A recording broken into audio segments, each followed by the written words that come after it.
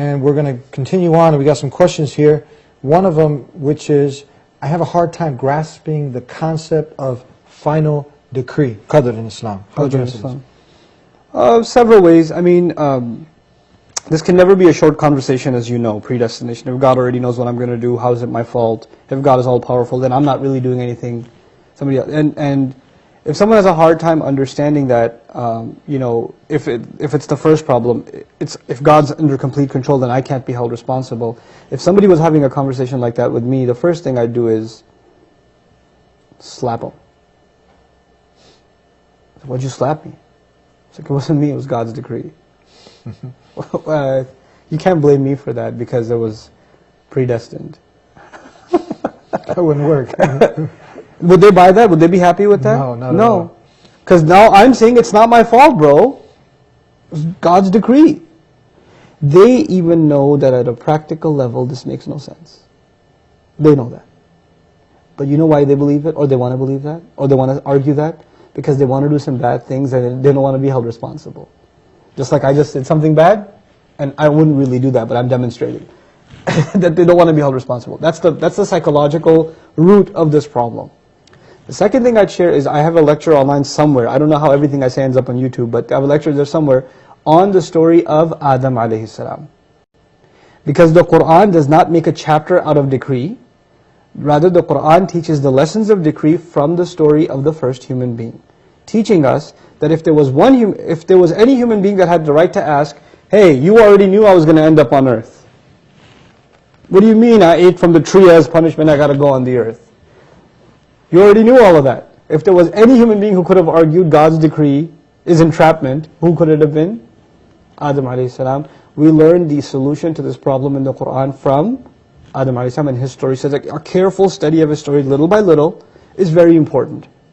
And at the same time, you know what Shaitan said? Oh, you planned this whole thing against me. You made me slip. So the one who says God decreed me to slip is who?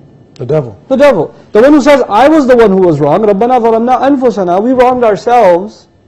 Not God wronged us, we wronged ourselves. If He doesn't forgive us and show us mercy, we'll be from the losers. The one who admits his own fault is Adam. The one who refuses to admit his fault and says it's God's fault is? The devil. The devil. That's what we're learning in the first human being story. No surprise, they call this the oldest problem in philosophy. The devil wants to continue his failure, he wants to inject that virus into us. It's the oldest problem in philosophy because that's Shaitan's problem. Predestination was Shaitan's problem, you know. We were with our brother Chris, and I don't know if you remember, and he asked the same question to you. We were having lunch, and you gave an analogy, a story. Can you share that with us? Do you remember that? Sure, I remember the A and the B. Yes, the two lists in a party. Yeah, yes. I can share that analogy with you. That's actually the way my teacher explained it to me, because I used to have the same question, and you know, different people are satisfied different ways. I was satisfied with that explanation. He was satisfied with that also, yeah. Okay, so I'll share it with you. Now imagine that I'm throwing a party. Yeah. And I make two guest lists, people I'm going to invite. Guest list A and guest list B. Guest list A, it's secret. These are the people I'm going to invite, and nobody knows who's on this list. Nobody knows. It's a secret list. Guest list B is open. And I say to people, if you want to be on B, here's what you got to do. I give them a few to-do lists, and if you do these things, you can get on guest list B. Now here you are, you want to come to my party. You got two options. Maybe I'm on guest list A, I don't know. Or maybe I should try to get on guest list B. If you say, well, I'm not going to bother trying to get on B, I'm probably already on A. You know what that proves? That proves you didn't really want to go to the party that bad. Because you're gambling, aren't you?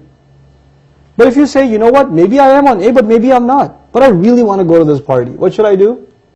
Whatever tasks there are to guarantee my spot on guest list B. This is basically how guidance works, predestination works. Allah decides who's going to go to hell and who's going to go to heaven. There's a secret list. But there's also an open list. Do this, you get on guest list A. And there's some people Allah will decide to guide, they're over here. Amazing thing, you get to the party, guess what you realize? Your name is actually on both lists. And all the people who signed up on B were already on A. And all the people that didn't sign up for B weren't on A either. Meaning Allah mysteriously guides some people, but those are the people that do the right things anyway.